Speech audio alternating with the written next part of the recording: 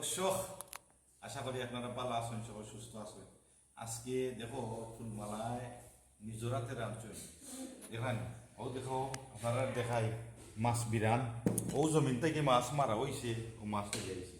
এর বাদে আপনার আলুর চাটনি আছে, আলুর চাটনি নাই, তারপর আলু ভাজি ভাজি ভাজি ভাত আছে অবশ্যই, চিকেন আলু দি গাছের লেম্বু, আর এবার দিয়ে আপনি ভাইলা পেঁয়াজ আছে, নাগামরিচ আছে, বাজা মরিচ আছে, আর ইটা হইল আপনার বাউস মাছের খল্লা দি রান্ধা হয়েছে।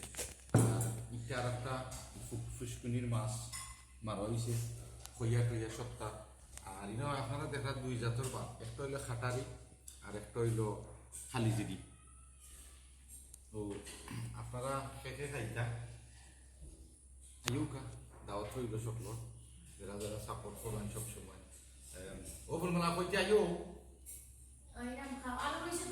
আরো রইছে নি ইয়া ডিম দিয়া রান্দি চাটনি আর শুটকি তরকারি ফেটো জায়গা হইতো না, তোমার লাগান আমি সাইড প্লেট খাইতাম পারি না।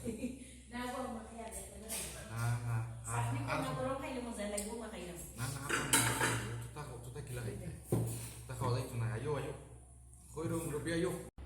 ইয়া আমি আরো দুইটা বলে দিছি, ও দেখো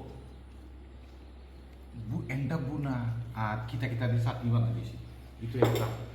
আর তোমরা দর্শক লাগেও তো বইটা আমি খাই না, বুঝছি নি ফুটকি সিরা না সুটকি সিরা কোন জানি খাখারির অভাব নাই। আজকে আজকে পেট ভরিয়া খাই, ভালো থাকো, লাভ।